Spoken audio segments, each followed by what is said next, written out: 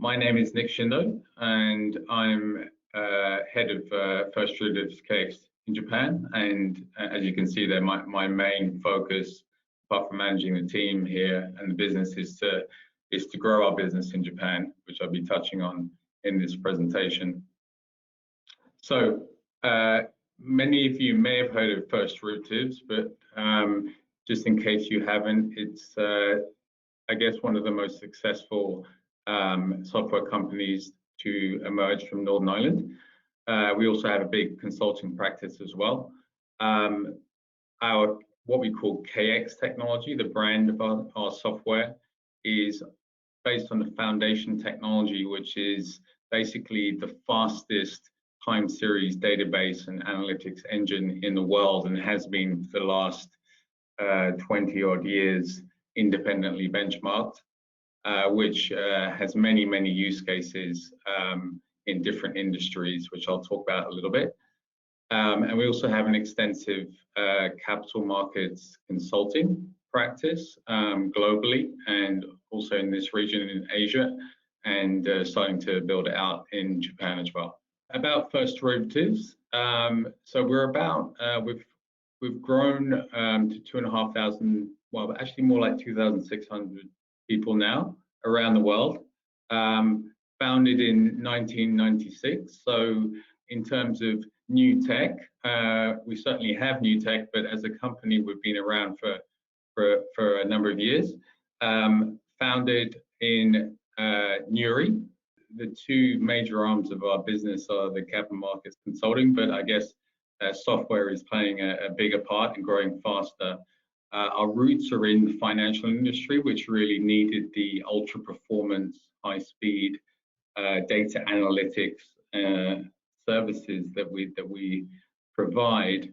But with the digitalization of the world, of so many businesses in so many different sectors, I'd say over the last 5 or 6 years, we've really seen a big inflection point and are growing fast in industries outside of finance, which has a big relevance in Japan because it has such a diversified and deep economy outside of finance.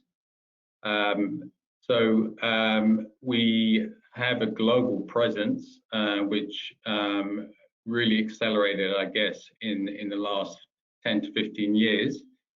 This gives you a quick image of how we've grown in Asia. Arguably, we were a bit late coming to Asia 8 years ago. I should say specifically we're in Asia Pac, so in Australia from 2009, but in Asia, in terms of Singapore, we opened our first office in 2009, and that Singapore is now our regional hub.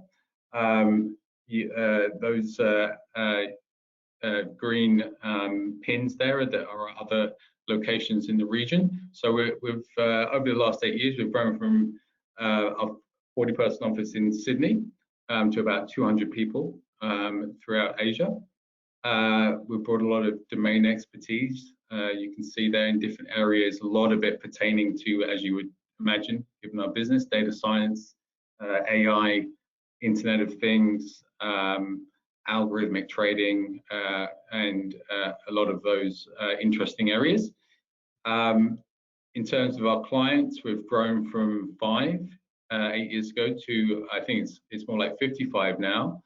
I'd say about 80% of those clients are in finance and different parts of finance, not just banks, but regulators and exchanges and so on. But as I mentioned earlier, the needle is starting to turn, and we're moving into areas outside of finance, such as smart manufacturing and utilities and so on, using the same baseline technology.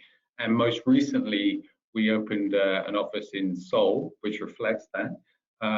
And we are servicing some of the big high precision manufacturers there, and semiconductor manufacturers and so on. So really behind some of our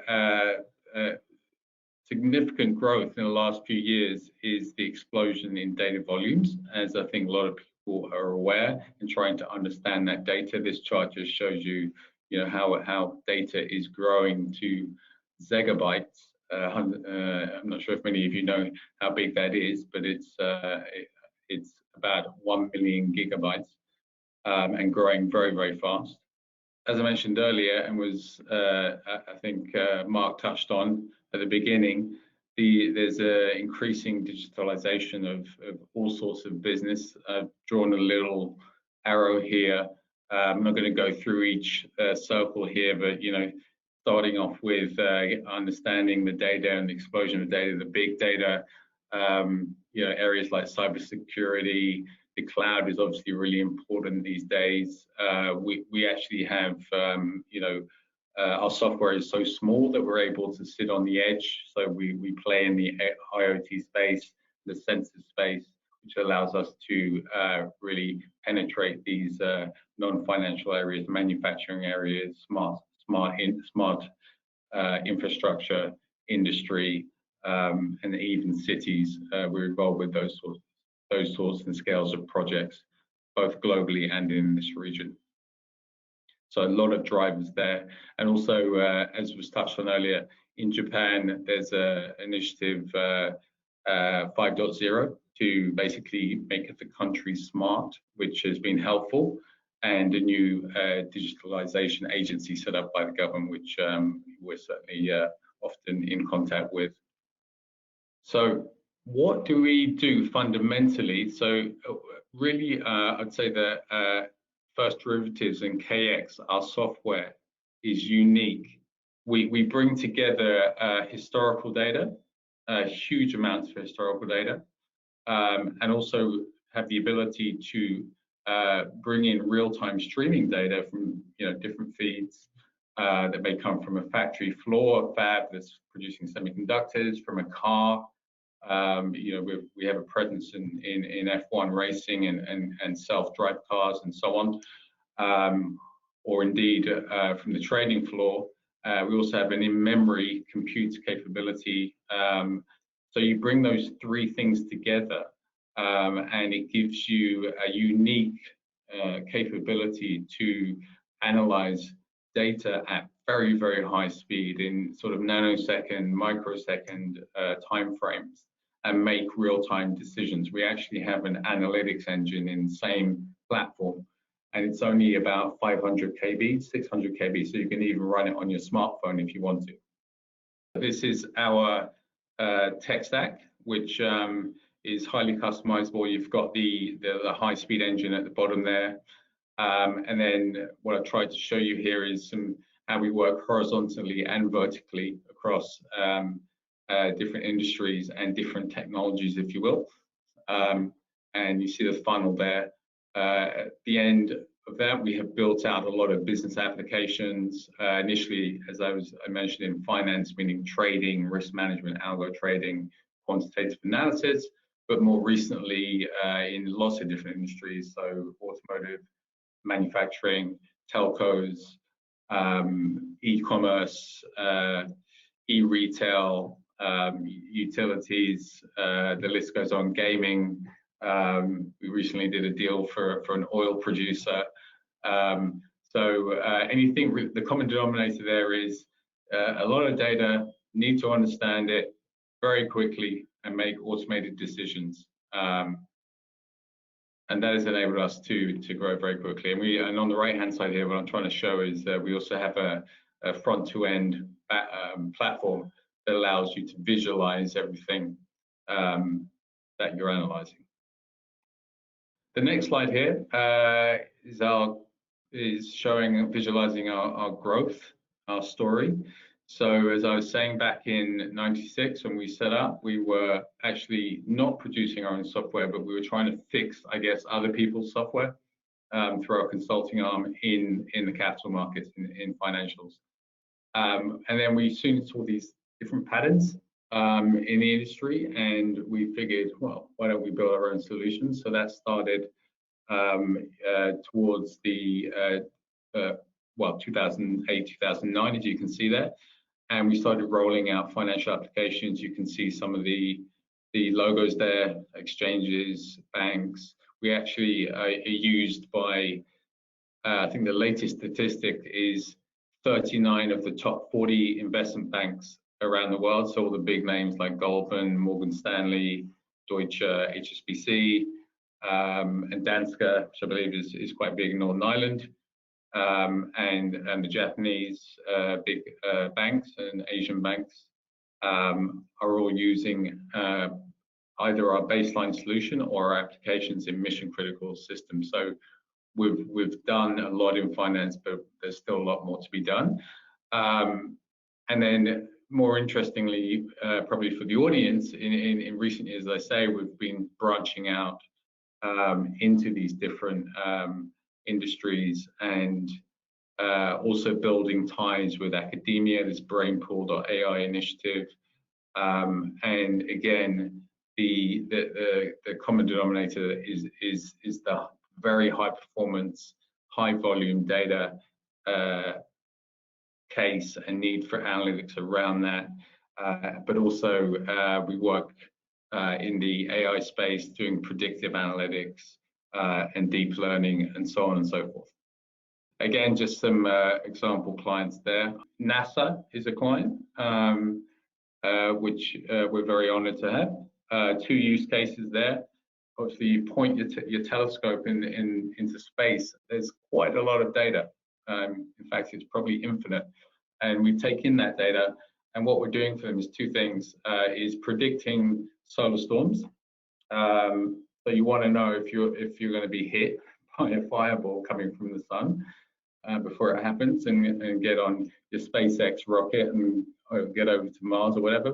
And the other major thing we do for them is work with the SETI Lab, which I'm sure many of you are familiar with, which is the group within NASA that's looking for ET, looking for extraterrestrial life, aliens. Unfortunately, we haven't found any yet. I was hoping we would have done by the time we were speaking today, but we haven't. And the other big one there is the Red Bull F1 Racing, which I'll come on to in more detail. BizTel is a Korean semiconductor device maker, very much like Applied Materials, who we also work with. And so again, I hope this gives you a sense of breadth. In terms of our Japan business, we've been much more focused on finance, but you know, our big I guess opportunity and challenge is moving into other areas of this very diversified economy. I'll talk a little bit more about that later. Again, this just really is a comment on where we are today and this huge opportunity we have, what we've achieved so far, but we're much more excited about the opportunities that are presented in front of us. It's a very competitive space, and you really need to be on your toes. But also very exciting and very rewarding. We work with global investment banks, as I mentioned before. This is a very typical use case where there's a lot of data coming in for trading, for algorithms that need to be understood in real time. And this is a very broad use case across. Our innovation partner, or one of them I should say, is Red Bull Aston Martin F1 Racing, who we've been working with for about 3 years. As I mentioned before, because our software is so small and we have the ability to capture, store data, make sense of it, and also make decisions at the same time, so it's a perfect use case for high performance driving. It's a little bit like trading. So you've got your pre-trade analytics when the car's in the wind tunnel and it's being calibrated. Your during race measurements, the real-time measurements, all the data coming in. For example, if very simple, if you know it's going to rain in 5 minutes and the wind is going to blow us in a certain way, you may want to go into the pit, stop, and make the necessary changes to the car. Also do competitor team analysis, how to drive better against your competitors, and again, this is being relayed to you in real time when you're into the driver in the car. And at the end of the race, all the data is analyzed, and it's an ongoing improvement process with a lot of machine learning. But another big growing area for us in Japan, Asia, and globally is the ability to help high precision manufacturers, the companies that produce things that are so small that you cannot see them with your eye. So it's all robots. It's no downtime. There's no taking Saturday and Sunday off or Christmas or whatever. It cannot go down. So there's again, understanding the data. There's spotting errors in machines before they happen. There's improving yields. There's a stack of metrics that we work on with particularly semiconductor manufacturers to make them more efficient. And it's an extremely competitive industry, as I'm sure many of you are aware. Challenges and opportunities. A lot of it is about being focused and not spreading yourself too thin, and through execution. So just to dive into Japan, I set up the business here in 2014, so about 7 years ago. We established the Tokyo office with just 2 people. We acquired our first client in about 6 months later. Japanese, what they call mega banks. There's 3 major banks in Japan. They're called the mega banks. We have a foreign exchange trading platform, algorithmic platform. They went live. Over the subsequent years, by 2019, 4 years later, we had managed to secure all of the major Japanese financial institutions, banks, and securities houses, brokers as clients. And not with that many people, as you can see. We're pretty lean. And now, fast forwarding to 2021, we still have a lot more to do in finance. But over the last 2 years, we've really upped our marketing and business development activities towards areas outside of finance in Japan. Massive manufacturing base, brilliant names, a lot of great technology being made by Japanese companies. Telecommunications and so on and so forth. Again, huge companies, globally recognized, fairly difficult to get into. I'm going to talk about that in a little bit more detail. So Japanese markets, just in general statements, again, huge and diversified, still the 3rd largest economy in the world. I think Mark touched on this before, though. A major challenge is time and commitment, long sales cycle, conservative. But on the upside, the Japanese are very much into partnerships, collaborations, understanding new tech, and being strategic and non-transactional. So if you can invest the time and you can understand the local business nuances, there is a large payoff over time. I'm going to whiz through this. Secret to our success, I would whittle this down to people. We have a mixture. We have a good number of Irish engineers out here. Our recruiting is very much focused on getting the best Irish young talent into the company.